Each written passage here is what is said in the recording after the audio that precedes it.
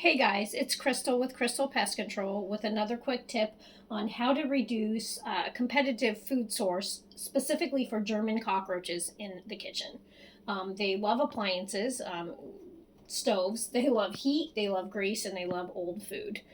So a lot of times I get customers who are cleaning the tops, even underneath, they're cleaning here, and they're still getting a problem with quite a few cockroaches. And there's a spot in the stove that I've noticed when I bring it to their attention, a lot of times people aren't even aware that it opens. So down under here on these electric ranges is where it catches a lot of food, old grease, and when I lift it up, a lot of customers are quite shocked at how much food is down there. They weren't even aware that this opened.